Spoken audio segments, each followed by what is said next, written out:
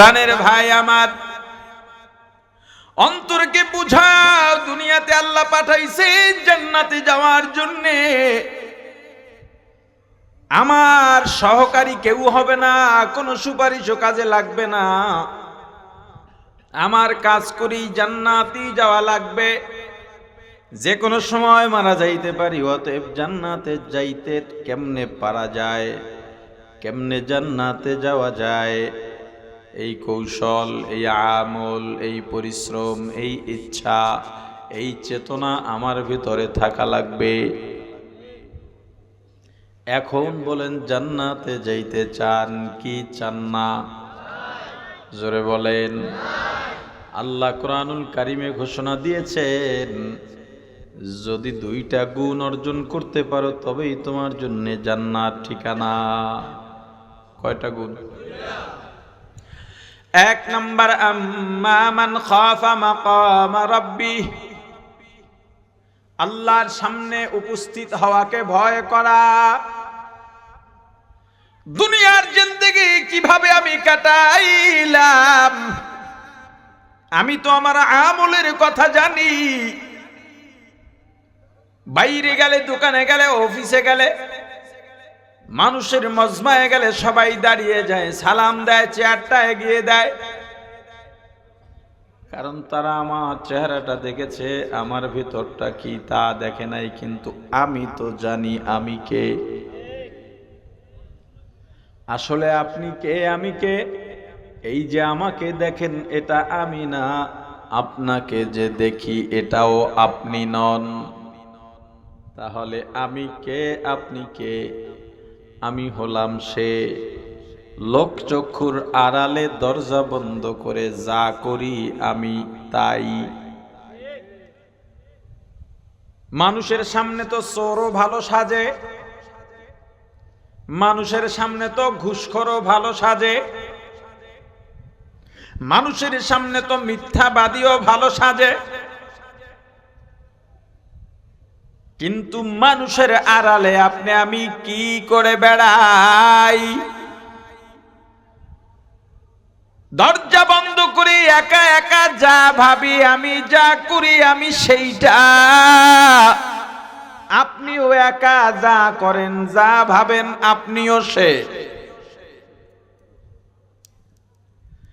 আল্লাহর কাঠগড়ায় দাঁড়াইয়া দুনিয়ার কেউ যদিও না জানে, আমি তো জানি আমি কে। আল্লাহর সামনে কিভাবে জবাব দেব, এই ভয় নিয়ে গুনাহ করে না। আল্লাহ বলেন, ফাইন্নাল জান্নাতা হিয়াল মাওয়া। আলহামদুলিল্লাহি ওয়া কাফা ওয়া সালামুন আলা وسلام على عباده الذين اصطفى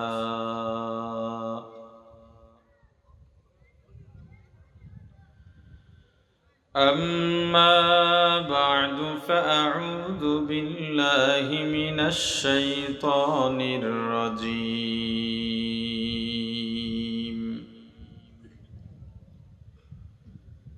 بسم الله الرحمن الرحيم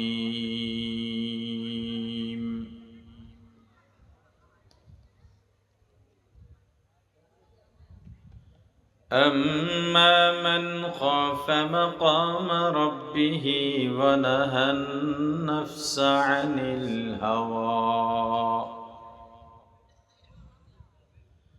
فإن الجنة هي المأوى صدق الله العظيم درود شريف পড়ি اللهم صل على محمد وعلى آل محمد كما صليت على إبراهيم وعلى آل إبراهيم إنك حميد مجيد সবাই পড়ি اللهم بارك على محمد وعلى محمد كما باركت على إبراهيم وعلى آل إبراهيم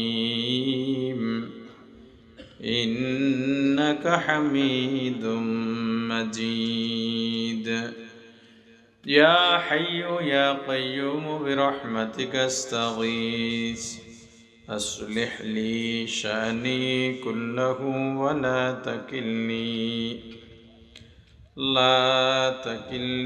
إلى نفسي طرفة عين الحمد لله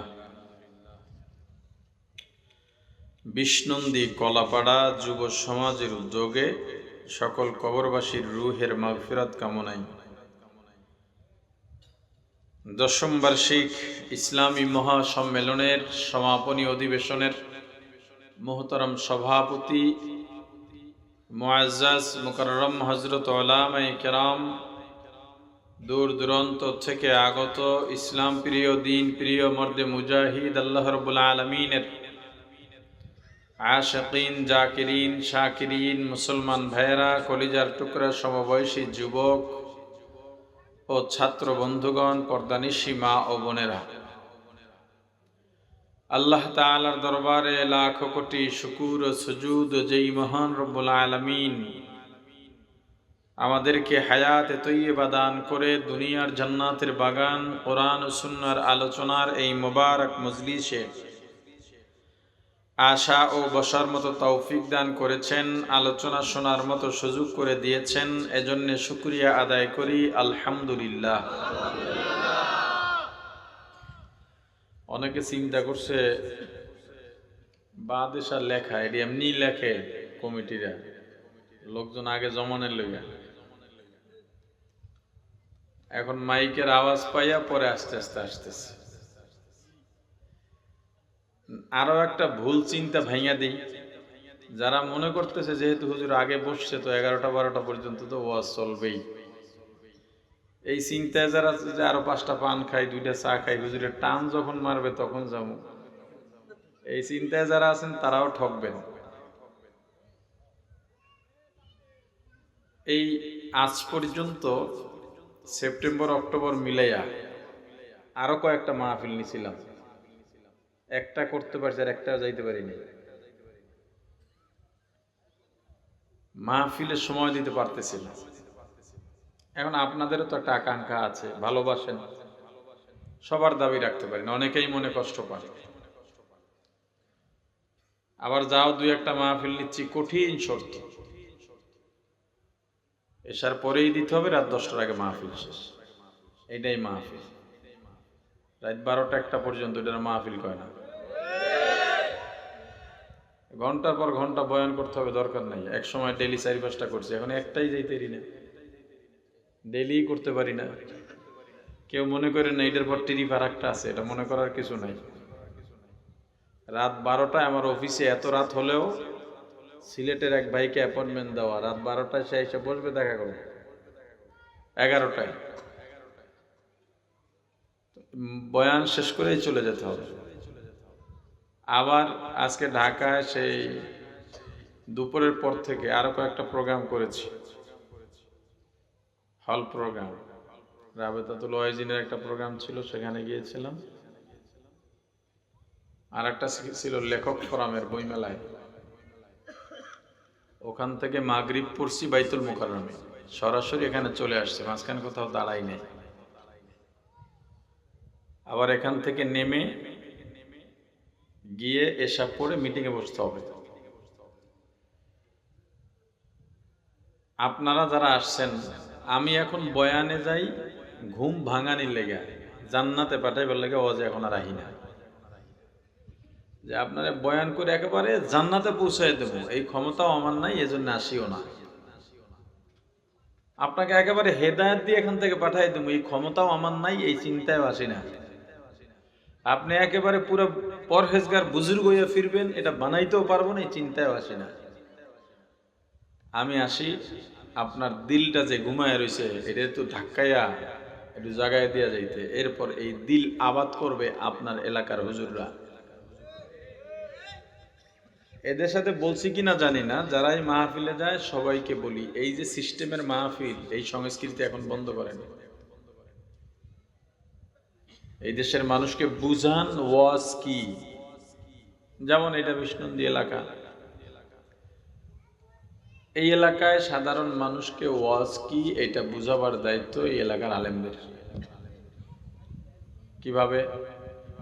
এই বিষ্ণুন্দী এলাকায় একটা আয়োজন হবে, কোনো মাইকিং দরকার নাই, কোনো পোস্টার দরকার নেই। প্রত্যেকটা ঘরে ঘরে টিম করে করে দাওয়াত দেবে, অমুক দিন মাসে একবার হবে এটা, এখানে একবার ওখানে একবার, সব পুরুষকে আসতেই হবে। এরপর এখানের যেই হুজুরের আলোচনা একটু ভালো, কথা একটু তাসির আছে, উনি কথা বলবেন। এরপর আর এক হুজুর বলবেন, দিন শিখাইবেন, সূরা মস্ক করাইবেন, মাসআলা শিখাইবেন, এইটাই ওয়াজ। আর এই যা করতেছি এটা হলো ওয়াজের নামে বাজনা। কি? খাজনার থেকে বাজনা খুব বেশি এটার ভিতরে। তার মানে এটা নাজায়েজ, নাজায়েজ বলতেছি না, কিন্তু এই এই সিস্টেমে মাহফিল হতে হতে এখন এটা আপনারা যারা মাহফিলের আয়োজন করেন, বেশিরভাগ, আমার আর একটা শর্ত আছে, মাহফিল উপলক্ষে মাহফিলের আগে মাহফিলের দিন কোনো কালেকশন করতে পারবে না। কমিতে যদি আপনার টেহা দেবো থেকে, পারলে দেবেন, না পারলে নাই, দেবেন নিজেরা উড়েয়া দোকানে যাইয়া ওই লিফলেটে বেড়া টেহা দে, 10 টাকা দিছে, এ দেখছো কারে আনছে, এতে হয়, এবার আরো লয়, এটি হলো চান্দাবাজি। কি এটা? এই শর্ত দিয়া মাহফিল। আমি রে কয় পর হুজুর কইতেছ, কয়ে দিয়া না, হয় না, হয় না তো শর্ত দিছি দেখি হয় না। খুব শুক্রিয়া, ধন্যবাদ আপনাদেরকে। মাহফিল ওলারা করে কালেকশনের জন্য, আলোচক যারা যায় এটা তার কামাই। যদি দিনই দরদ থাকতো, ওয়াজে এসে আর একজন হুজুরের বিরুদ্ধে বলতো না। এমন ব্যক্তির বিরুদ্ধে প্রকাশ্যে বলা যায় যেই ব্যক্তির কথায় মানুষের ঈমান নষ্ট হয়, যার কথায় নষ্ট হয়, তাকে দিয়ে যদি তওবা করানো যায় আলহামদুলিল্লাহ। যদি তওবা না করে এবং তার কথায় মানুষ ঈমান হারা হয়, তখন তার নীতিগুলা নিয়ে কথা বলতে পারে, তার নামও বলা যায়, জায়েজ আছে, না বলা উত্তম পন্থা। এইরকম কিছু সিস্টেম বা এইরকম কিছু আকীদা, এইরকম কিছু আমলের কথা নিয়ে কেউ কেউ আসবে, তাদেরকে দাওয়াতও দিবেন না, কথাও শুনবেন না। আর আপনারা যদি একটু ঠিক হয়ে যাইতে পারেন না, এই চেয়ারে যারা বয় এরাও ঠিক হয়ে যাবে। কিভাবে জানেন? আমি যদি এখানে বসা ধরেন একজন হুজুরের বিরুদ্ধে বললাম, এটা তো এখন ওয়াজে এইটাই চলে, এইটাই ওয়াজ। আবার এই যে আছে না ইউটিউবাররা, ইউটিউবাররা এরা আবার বক্তাদেরকে বলে, সবাই না, হুজুর আজকে টপিক আছে এইটা, মারেন, মার্কেটে খাইবে, ভাইরাল হয়ে যাবে। আবার অনেকের লিখকেও দেয়, হুজুর এটা বলবেন কিন্তু। এই যে ব্যাপারটা মাহফিলগুলোতে এখন প্রকাশ্যে বিরোধিতা, একজনের বদনাম গাওয়া, এটা এখন ওয়াজ হয়ে গেছে। আপনারা যদি ঠিক হয়ে যাইতেন, আপনারা কিভাবে ঠিক হবেন? আপনারা এত বোকা না, আপনারা আসল আর নকল টাকার নোট দেখে চেনেন না? কেমনে কেমনে জানি চেনেন? নকল টাকা যারা চেনে এরা বোকা না। নকল টাকা চেনাটা একেবারে সহজ না। সহজ? তাহলে যারা নকল টাকা চিনতে পারে, ধরতে পারে, এরা বোকা হয় কিভাবে? আপনার টাকা যদি কেউ ঠগাইয়া না খাইতে পারে আপনার সামনে থেকে, তাহলে আপনি বোকা না। আপনারা সচেতন, আপনারা বোঝেন। আমি একজন আলেমের বিরুদ্ধে যদি বলি, আপনারা বিনয়ের সাথে একটা প্রশ্ন লিখে দেন, হুজুর এই মুহূর্তে আপনি এই বিষয়ে খোলাসা করেন, কেন আলেমের বিরুদ্ধে বলতেছেন, আপনাকে এই জন্য আমরা আনিনি। কিন্তু আপনারা কি করেন? যখনই বলা শুরু করেন, ঠিক বললে দিয়ে উল্টা চিল্লা নিতেন,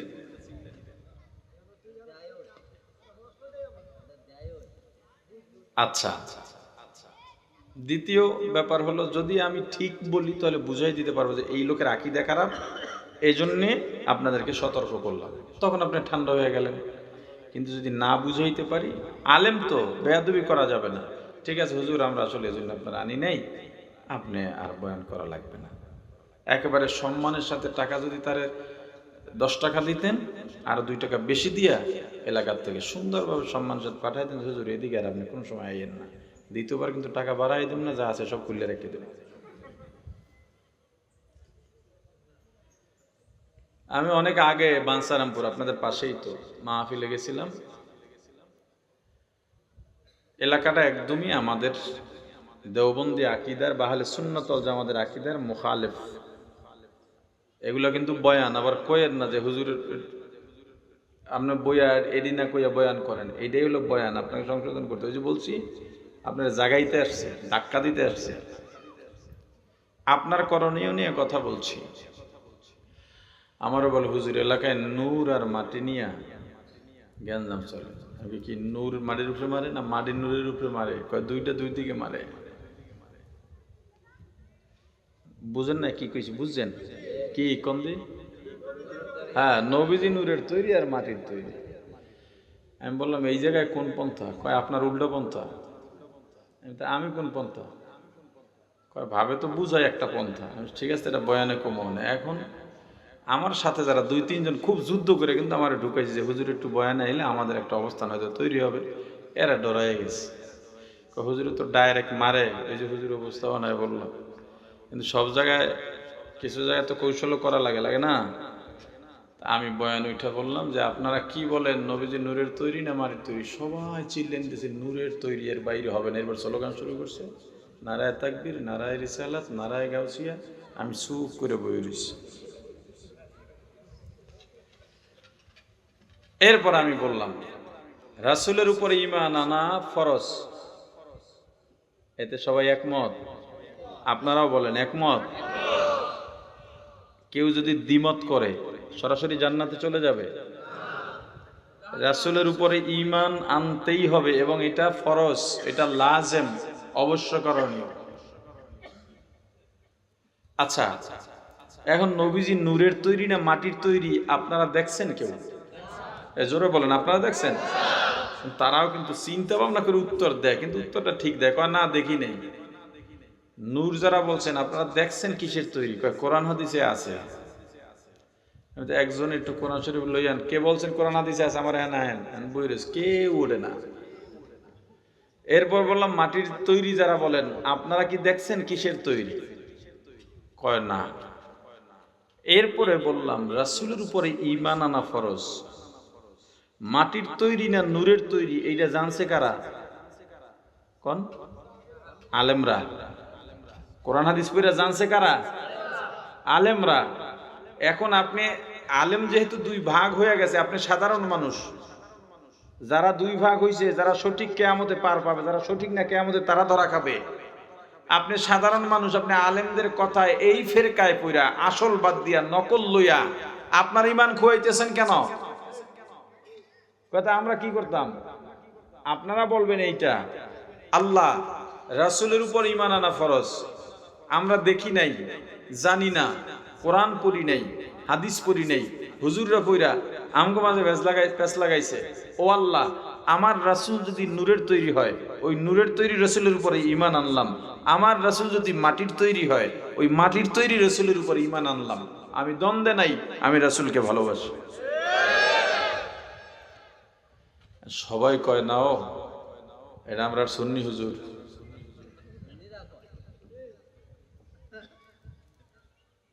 এখন আপনার এই মঞ্চে এসে যদি কেউ মাটির পক্ষে বা নূরের পক্ষে, একটা তো ঠিক, দুইটার একটা তো ঠিক। একজন হুজুর এসে আপনাকে বয়ান করতেছে, এই যারা বলবে রাসূল মাটির তৈরি সবগুলা ওয়াহাবি কাফের, এগুলোর সাথে বিয়া দিলেও বিয়া ভেঙে যাইবে। আপনি আজ দুইটা দাঁড়ায় বলেন হুজুর এই জন্য আমরা জানি নেই, আমরা রাসূলের উপর ঈমান আনছি, এখন রাসূলের আদর্শ কেমনে মানবো এটা কোন নাইলে ভাগেন।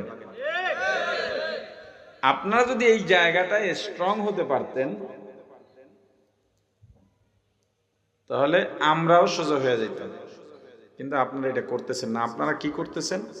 আমি যদি বলি এই মুহূর্তে জিহাদ করতে হবে, জিহাদ ছাড়া উপায় নাই, চিল্লানি দিয়া স্লোগান দিয়া সব খারায় যাবে গা, আমার পরেই যদি আর এক আলোচনা এসব আর এক আলোচক বলে না না এরা হেকমত বুঝে না, এখনো জিহাদের সময় হয় নাই, তখন সাইরাত পাও দিয়ে ওঠে ঠিক। লোক কিন্তু একই আছে মাঠে। আপনাদের ঠিক হতে হবে।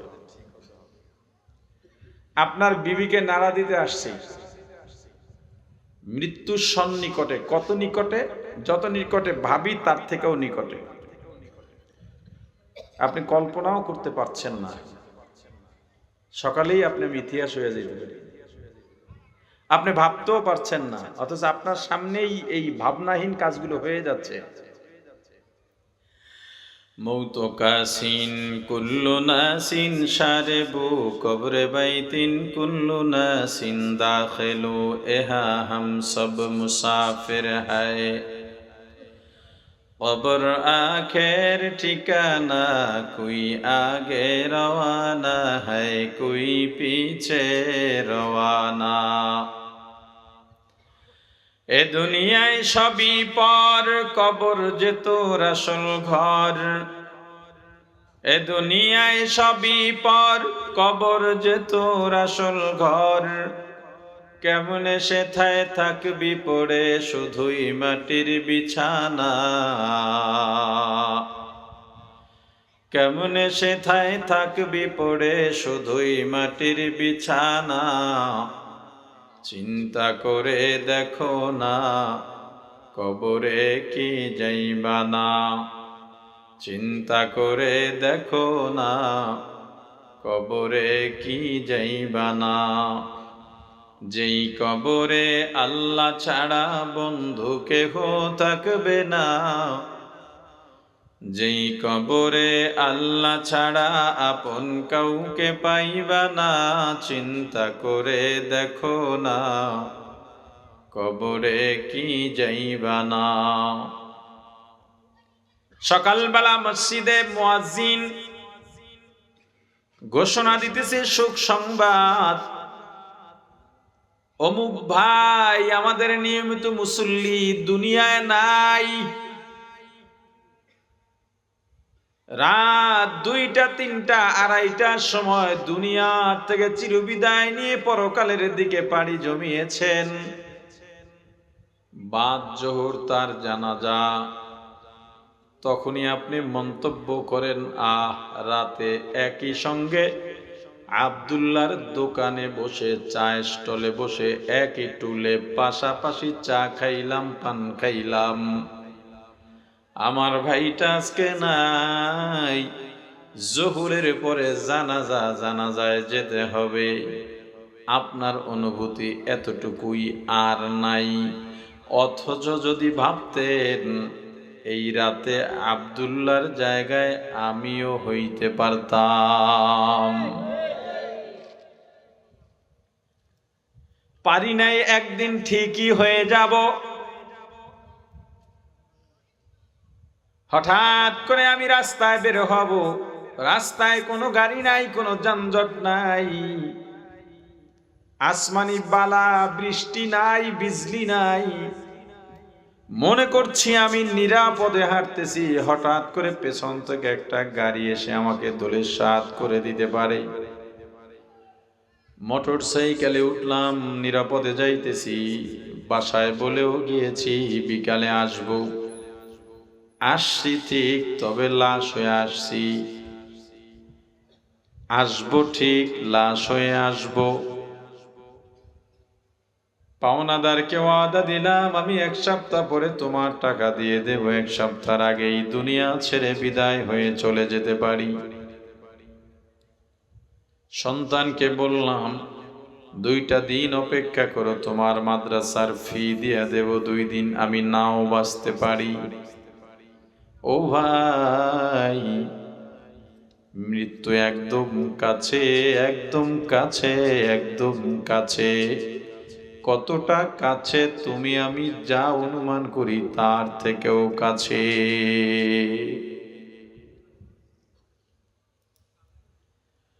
দুনিয়ায় আমরা কেন এলাম? আমরা তো জান্নাতে ছিলাম, কোথায় ছিলাম? জোরে। আল্লাহ আমাদের আদি পিতা আদম আলা নবিয়্যিনা আলাইহিস সালাতু ওয়াস সালামকে বললেন, আদম গাছের কাছেও যেও না। ফল খাওয়া তো দূরের কথা, গাছের কাছেও যেও না। কেন? গাছের কাছে গেলে ফলও খাইতে পারো, আমি নিষেধ করলাম। আসলে এটা আল্লাহরই ইচ্ছা, যে কোনো একটা কায়দায় বাহানায় দুনিয়ায় পাঠাবেন। নবী আদম গাছের কাছে গেলেন, ফলও খাইলেন। খাওয়ার পরে ইস্তেঞ্জার ব্যাগ হইছে। জান্নাত তো পবিত্র জায়গা, ওখানে প্রসাব পায়খানা হবে না। মল ত্যাগ করার জন্য উপযুক্ত জায়গা হলো দুনিয়া। আল্লাহ বললেন, আদম নিষেধ করেছিলাম, এখন যদি তোমার মল ত্যাগ করতে হয়, জান্নাতে থাকতে পারবা না, উপযুক্ত জায়গা দুনিয়ায় চলে যাও। দুনিয়ায় আল্লাহ কয়জনকে পাঠাইছিলেন তখন? জোরে। কে কে? আদম হাওয়া। বাংলা ব্যাকরণে এক বচনের পর কয় বচন হয়? জোরে। আরবি ব্যাকরণে এক বচনের পর দুই বচন, এরপরে বহু বচন। আর বাংলা ব্যাকরণে এক বচনের পরেই, আর আরবি ব্যাকরণে এক বচনের পরে দুই বচন, এরপরে বহু বচন। পাঠাইলেন কয়জন? কিন্তু আল্লাহ বললেন, আমি আদম হাওয়াকে বললাম, ইহবিতু জামিআ, তোমরা সবাই বের হয়ে যাও। সবাই বললে বহু বচন হয়, বাইরে কয় বচন? কথা কয় না রে ভাই। বাইরেছেন কয়জন? আল্লাহ কইছেন কয়জন রে? সবাই রে। ব্যাপারটা কি? বলা দরকার ছিল ইহবিত, তোমরা দুইজন বাইরে হও, কিন্তু আল্লাহ বহু বচন দেয়া বললেন, ইহবিতু, তোমরা সবাই বের হয়ে যাও। শুধু আদম হাওয়া নয়, তাদের থেকে যত সন্তান আসবে, রুহু জগতে যত রুহু আছে, আল্লাহ আদম হাওয়া দিয়া বুঝাই দিছেন, তোমাদের সবাইকে দুনিয়ায় যাওয়া লাগবে। তবে তোমরা ছিলা সবাই জান্নাতে, আমরা কোথায় ছিলাম? আরো জোরে বলেন, আওয়াজ দিয়া বলেন। দুনিয়ায় পাঠাইছেন, দুনিয়ার থেকে আবার যাব কোথায়? জোরে জোরে। কুয়াকাটা থেকে আসছি বিষ্ণন্দী, জামু কই? এই জায়গাটা আমার জন্য স্থায়ী না অস্থায়ী? এই দুনিয়াটা আপনার আমার মুসাফির খানা, এই দুনিয়া স্থায়ী না অস্থায়ী? قال النبي صلى الله عليه وسلم كن في الدنيا كأنك غريب أو عابر السبيل أو كما قال النبي عليه الصلاة والسلام। আমার রাসূল বলেছেন, উম্মত দুনিয়ায় চলাফেরা করো, দুই পদ্ধতির যে কোনো এক পদ্ধতি গ্রহণ করে, হয়তো তুমি মুসাফির, না হয় তুমি পথিক। আমি আপনার এলাকায় আসলাম, আমি মুসাফির নাকি মেজবান? কথা কয় না। স্থানীয় নাকি মুসাফির? আমি কি সাথে কইরা একেবারে খাতাপত্তর কি কয় ল্যাপটপ নিয়ে আসছি নাকি? বউ বাচ্চা নিয়ে আসছি নাকি? ঘর বাড়ি নিয়ে আসছি নাকি? ব্যাগ ভর্তির টাকা নিয়ে আসছি নাকি? কেন?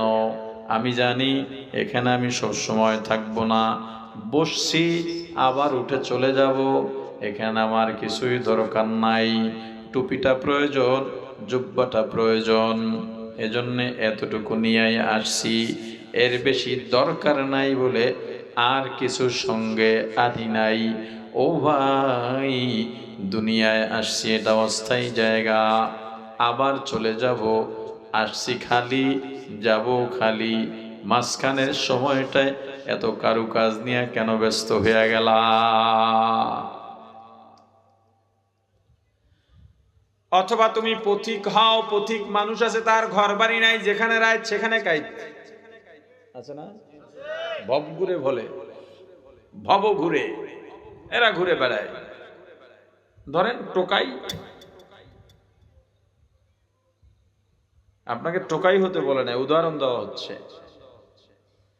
তোমার মনকে বুঝাও, আমি তো একজন মুসাফির, জান্নাত থেকে আসছি, আবার জান্নাতে যাব।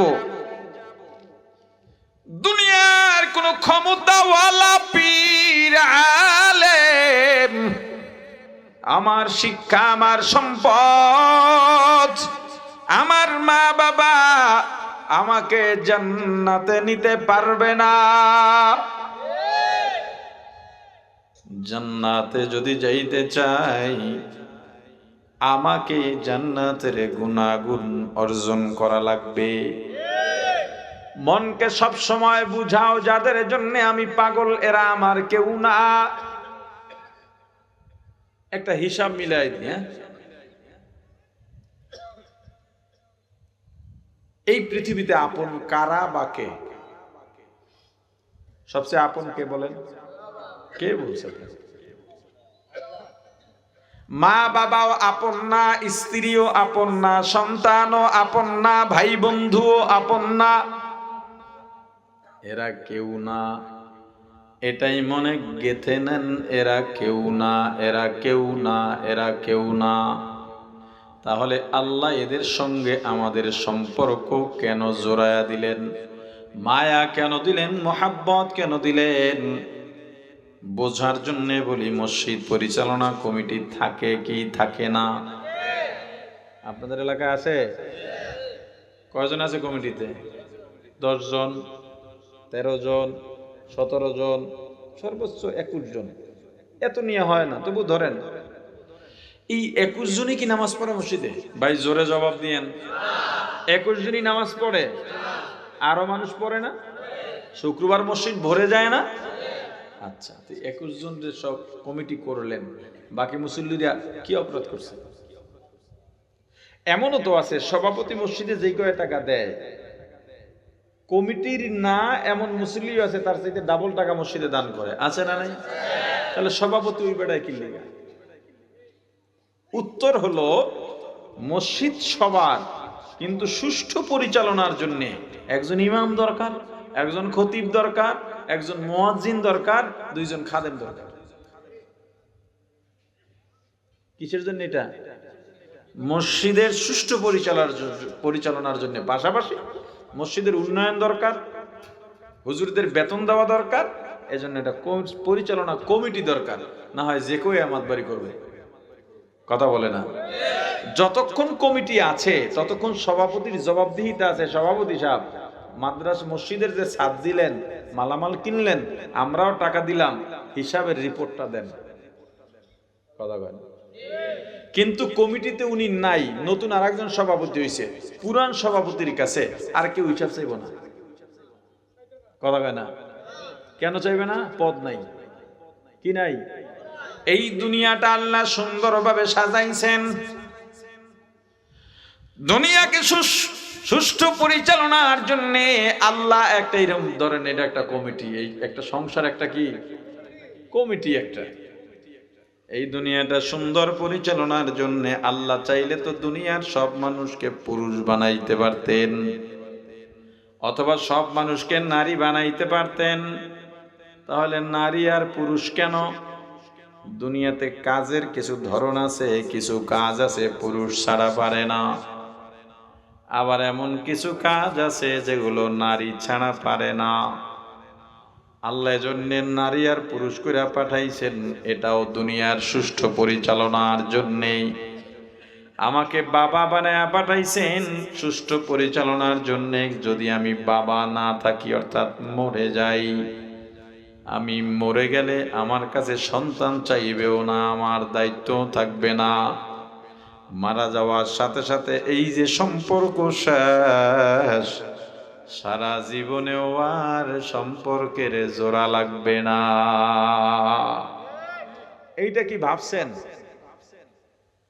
আপনার সঙ্গে আপনার বিবির সম্পর্ক পরিচয় কতদিনের, বিয়ের বয়স যতদিন, সন্তানের সঙ্গে পরিচয় কতদিনের, সন্তানের বয়স যতদিন, বাবার সঙ্গে আপনার পরিচয় কতদিনের, আপনার বয়স যতদিন, এই পরিচয় পর্বটা কত বছর দীর্ঘ থাকে? বেশি থেকে বেশি 50 বছর, 70 বছর, ধরেন 100 বছর। আমার 100 বছর হয়ে গেছে, বাবাও বেঁচে আছে, এমন ঘটনা বাংলাদেশে খুব কম। তবুও ধরে নিলাম বাবার সঙ্গে আমার পরিচয়ের মেয়াদ 100 বছর। এই 100 বছর পরিচয়ের জন্যে, 50 বছরের পরিচয়ের জন্যে পাগল হয়ে গেলাম, জানটা দিয়া ফেলাইলাম। সকালে বের হই, রাত 10টায় 11টায় বাসায় ফিরি। সন্তানের সঙ্গে পরিচয়ের পরিধি আরো কম। এরপরেও সন্তানের জন্য কি না করলাম। রমজানের ঈদ নিজে পুরাতন পাঞ্জাবিটা সাবান দিয়া ধুইয়া ইস্ত্রি করে গায়ে দিলাম। সন্তানকে যত কষ্ট হোক নতুন জামা পরায় দিলাম। কিন্তু আমার ভাই, এই অল্প সময়ের পরিচয়ের জন্যে জীবনটা উৎসর্গ করলাম। একটা বারও ভাবলাম না এখনই যদি আমার চক্ষু বন্ধ হয়ে যায়, সারা জীবনের তোর এই যে সম্পর্ক শেষ, শেষ তো শেষ, সারা জীবনেও আর সম্পর্কের জোড়া লাগবে না, একেবারে শেষ। দুনিয়াতে আপন বলতে জানি সবচাইতে মা, নাকি কথা কয় না? মা খুব আপন। মায়ের আচরণটা কেমন হবে? ইয়াউমা ইয়াফিরুল মারউ মিন আখিহি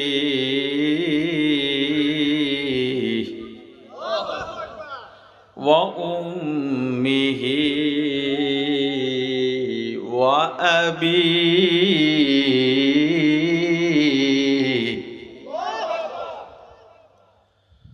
ওয়া সাহিবাতিহি ওয়া বানিহি।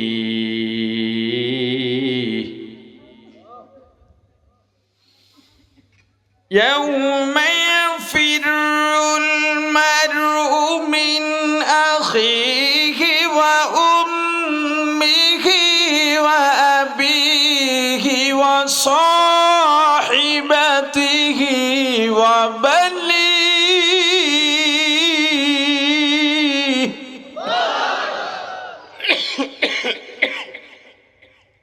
কিয়ামতের ময়দানে বলা হয় কেউ কাউকে চিনবে না। কে বলছে কেউ কাউকে চিনবে না? সবাই সবাইকে চিনবে,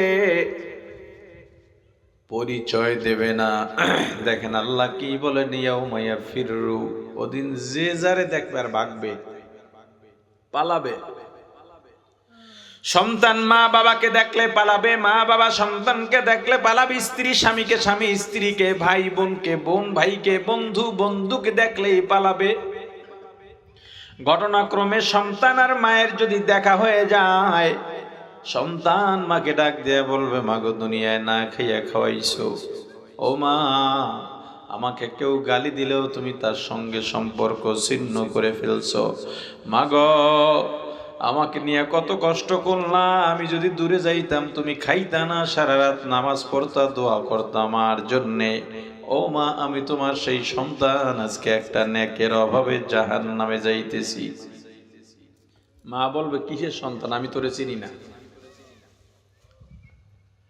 সন্তান বলবে, কেন চিনো না? আমি অমুকের সন্তান, যার জন্য তুমি রাত 2টা 3টা পর্যন্ত খাবার নিয়ে অপেক্ষা করতা। বলে আমি তারেও চিনি না, চেনা তো দূরের কথা, ছেলে স্বামী তো দূরের কথা, আমার তো বিয়াই হয় নাই। মনটাকে শুধু এইটাই বুঝান, ওরে মন, এই দুনিয়াতে আসছি জান্নাত থেকে আবার জান্নাতে যাব, মাঝে যারা আছে মায়া আছে ঠিক, তবে এরা আমার পরকালীন জিন্দেগির কেউ আপন নয়। পাগল মন আমার তুমি কার লাগিয়া করলা রে সুখের ঘর। পাগল মন আমার তুমি কার লাগিয়া করলা রে বাড়ি ঘর। উপর তলায় বাতি জ্বলে, উপর তলায় বাতি জ্বলে, নিস্তলাতে অন্ধকার তুমি কারলা গিয়া করলা রে বাড়ি ঘর। পাগল মন আমার তুমি কারলা গিয়া করলা রে সুখের ঘর। ভাই বলো বন্ধু বলো,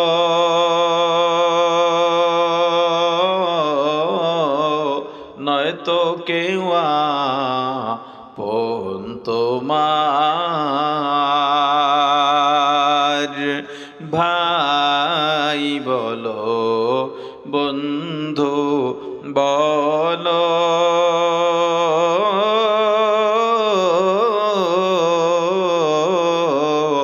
নয়তো কেউ আপন তোমার।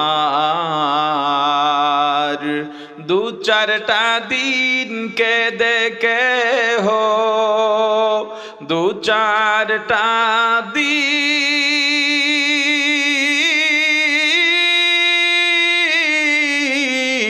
কে দেখে হো, রাখবে না যে খোঁজ খবর তুমি কারলা গিয়া করলা রে বাড়ি ঘর। পাগল মন আমার তুমি কারলা গিয়া করলা রে সুখের ঘর। প্রাণের ভাই আমার, অন্তরকে বুঝাও, দুনিয়াতে আল্লাহ পাঠাইছে জান্নাতে যাওয়ার জন্যে। আমার সহকারী কেউ হবে না, কোনো সুপারিশও কাজে লাগবে না, আমার কাজ করেই জান্নাতে যাওয়া লাগবে। যে কোনো সময় মারা যাইতে পারি, অতএব জান্নাতে যাইতে কেমনে পারা যায়, কেমনে জান্নাতে যাওয়া যায়, এই কৌশল, এই আমল, এই পরিশ্রম, এই ইচ্ছা, এই চেতনা আমার ভিতরে থাকা লাগবে। এখন বলেন, জান্নাতে যাইতে চান কি চান না? জোরে বলেন। আল্লাহ কোরআনুল কারিমে ঘোষণা দিয়েছেন, যদি দুইটা গুণ অর্জন করতে পারো তবেই তোমার জন্য জান্নাত ঠিকানা। কয়টা গুণ? এক নাম্বার, আম্মা মান খাফা মাকাম রাব্বি, আল্লাহর সামনে উপস্থিত হওয়াকে ভয় করা। দুনিয়ার জিন্দেগি কিভাবে আমি কাটাইলাম, আমি তো আমার আমলের কথা জানি। বাইরে গেলে, দোকানে গেলে, অফিসে গেলে, মানুষের মজমায় গেলে সবাই দাঁড়িয়ে যায়, সালাম দেয়, চেয়ারটা এগিয়ে দেয়, কারণ তারা আমার চেহারাটা দেখেছে, আমার ভিতরটা কি তা দেখে নাই। কিন্তু আমি তো জানি আমি কে। আসলে আপনি কে, আমি কে? এই যে আমাকে দেখেন, এটা আমি না, আপনাকে যে দেখি এটাও আপনি নন। তাহলে আমি কে, আপনি কে? আমি হলাম সে লোকচক্ষুর আড়ালে দরজা বন্ধ করে যা করি আমি তাই। মানুষের সামনে তো চোরও ভালো সাজে, মানুষের সামনে তো ঘুষখোরও ভালো সাজে, মানুষের সামনে তো মিথ্যাবাদীও ভালো সাজে, কিন্তু মানুষের আড়ালে আপনি আমি কি করে বেড়াই? দরজা বন্ধ করে একা একা যা ভাবি আমি, যা করি আমি সেইটা। আপনিও একা যা করেন, যা ভাবেন আপনিও সে। আল্লাহর কাঠগড়ায় দাঁড়াইয়া দুনিয়ার কেউ যদিও না জানে, আমি তো জানি আমি কে। আল্লাহর সামনে কিভাবে জবাব দেব এই ভয় নিয়ে গুনাহ করে না। আল্লাহ বলেন ফাইন্নাল জান্নাতা হিয়াল মাওয়া। হে মুত্তাকি, আল্লাহকে যারা ভয় করে, ভয় কইরা গুনাহ করে না, এদেরকে বলে মুত্তাকি। হে মুত্তাকি, তোর জন্য আমি আল্লাহ ঘোষণা দিলাম জান্নাত ঠিকানা। আরেকটা আল্লাহর সামনে উপস্থিত হওয়ার ভয়। আল্লাহ দুনিয়ার সব জায়গায় আছেন না নাই? জোরে বলেন। আমার রাসূলকে আল্লাহ বলেন পয়গম্বর, আমি আল্লাহর অবস্থান সম্পর্কে যদি আপনার কাছে দুনিয়ার মানুষ জানতে চায়, প্রশ্ন করে আমি কোথায়, আপনি বলে দেন ফাইন্নী করিব, আমি অতি নিকটে। কেমন নিকটে? আল্লাহ বলেন নাহনু আকরাবু ইলাইহি মিন হাবলিল ওয়ারিদ।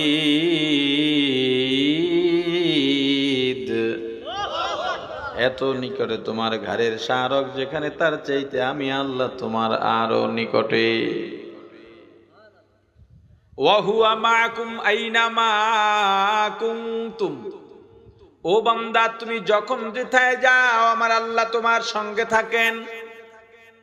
অতএব তুমি যদি একজন হও একজন মনে করবা না, আল্লাহকে নিয়ে দুইজন মনে করবা। যদি দুইজন হও দুইজন নও, আল্লাহকে নিয়ে তিনজন মনে করবা। যতজন হও আল্লাহকে নিয়ে একজন বেশি মনে করবা।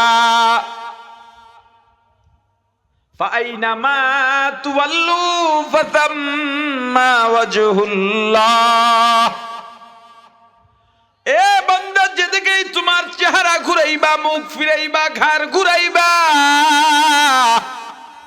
সব দিকেই আমার আল্লাহ আছেন। পানির নিচে ডুব দিবা, কেউ নাই কিন্তু কে আছেন। পাহাড়ের আড়ালে পালাইবা, কেউ নাই, কেউ দেখে না কিন্তু কে দেখেন। অন্ধকার জঙ্গলের অন্ধকারে লুকাইবা, কেউ নাই কিন্তু কে আছেন। ঘরের দরজা বন্ধ করে আছো, কেউ নাই, কেউ দেখে না, কেউ জানে না কে আছেন, কে দেখেন, কে জানেন। আরো জোরে বলেন, আরো জোরে বলেন। আল্লাহ আল্লাহ क्या मुबारक नाम है, अल्लाह अल्लाह आशिकों का काम है। এক দুনিয়াদার, আল্লাহ সব জায়গায় আছেন, আল্লাহ সব দেখেন। হুজুরের কাছে গিয়া বলেন হুজুর এই বিশ্বাস কি সবার আছে? বলে আছে। তাহলে আপনার মুরিদান যারা আছে সবাইকেই বিশ্বাস করে? কয় না, সবাই এ বিশ্বাসে বিশ্বাসী না। যত মুরিদ দেখো সবাই জান্নাতেও যাবে না। এমনকি আমি পীর, কিয়ামতের ময়দানে পীরেরও খবর থাকবে না। তাহলে এত যে বয়ান করেন ফায়দা কি? কয় ফায়দা তো একটু আছে। কেমনি? তো দাঁড়াও, ডাক দিয়েছেন এই তোমরা কোথায়, দিকে আসো। সবার হাতে একটা একটা জ্যান্ত মুরগি আর একটা করে ধারালো ছুরি দিয়া দিলেন। এমন জায়গায় গিয়া জব করবা যেখানে কেউ দেখতে না পায়। সবাই জব করে নিয়ে আসছে, একজন এখনো আসে না। সবাই অপেক্ষা করতেছে, সবাই জবাও করছে, রক্ত টপ টপ করে পড়তেছে। অনেক অপেক্ষার পর তাকায় দেখা যায় যে বাকি ছিল হাঁপাইতে হাঁপাইতে দৌড়াইতে দৌড়াইতে আসতেছে, শরীর থেকে ঘাম টপ টপ করে পড়তেছে। এবার বলেন, বাবা তুমি কেন জবাও করতে পারো না? কয় আমি পারি নাই, তোমার জন্য এত অপেক্ষা করলাম, সবাই তো জব দিলে, তোমরা বলো কে কিভাবে জবাও দিলা, ও কেন পারলো না? একজন বলে আমি কবর খনন করে ভিতরে গিয়া জবাও করছি, কেউ দেখে নাই। একজন বলে আমি ঘরের দরজা বন্ধ করে জবাও করছি, কেউ দেখে নাই। কেউ বলে পাহাড়ে গিয়েছি, জঙ্গলে গিয়েছি, কেউ দেখে নাই। হুজুর রাগ করে বললেন, রে মূর্খ, সবাই পারলো, তুই কেন পারলি না? আল্লাহর বান্দা চোখের পানি ছেড়ে বলে, হুজুর আমি চেষ্টা তো কম করি নাই, বেশি করছি দেখা দেরি হইছে। আমিও ঘরের দরজা বন্ধ করছিলাম, আপনি বলছেন কেউ যেন না দেখে। আমি ঘরের দরজা বন্ধ করে জব দেবো, এমন সময় দেখি আমার দিকে একজন তাকায় রইছেন। আমিও পাহাড়ে গিয়েছি, জঙ্গলের অন্ধকারে গিয়েছি, কবর খনন করেছি, সেখানেও গিয়ে দেখি আমার আল্লাহ আমার দিকে তাকায় রইছেন। আপনি তো বলেছিলেন কেউ যেন না দেখে। আউলিয়ারা কারে উকুবা ইখতিয়ার, জাহেলারা কারে দুনিয়া ইখতিয়ার, আশিকারা মিল্লাত মাযহাব জুদাস্ত, আশিকারা মিল্লাত মাযহাব খুদাস্ত। মিয়ানে আশিক মাশুক রমজিস্ত, কিরামান কাতিবিনরা হাম খবর নিস্ত। প্রাণের ভাই আমার, আল্লাহ সব জায়গায় আছেন না নাই? আওয়াজ দিয়া বলেন। কেউ দেখে না তুমি কি করো, কে দেখেন? গভীর রাত, অন্ধকার রাত, চোর চুরি করার জন্য রওনা হয়। চুরির মালও রেডি আছে, চাইলেই চুরি করতে পারে, কেউ দেখে না। চুরির মাল বিক্রি করে টাকা হজম করে ফেলবে, জানবেও না কে চুরি করছে। এমন সময় চোরের মনে একটা ভয় ঢুকলো, কেউ যদিও না দেখেন, কে দেখে? চোর যদি চুরি ছেড়ে চলে আসে, আল্লাহ বলেন, ওরে চোর, ফেরেশতা অপেক্ষায় ছিল তোর চোরের গুনাহ লেখার জন্যে, চোরের খাতায় তোর নাম উঠাবার জন্যে। যেহেতু আমি আল্লাহর উপস্থিতির ভয় পায়া চুরি না করে ফিরে আসছো, একটু আগে ছিলি চোর, মুহূর্তের মধ্যে হয়ে গেলি মুত্তাকি। আমি আল্লাহ এত দয়ার আল্লাহ, আমি ঘোষণা করলাম তোর জন্যে ঠিকানা হলো জান্নাত।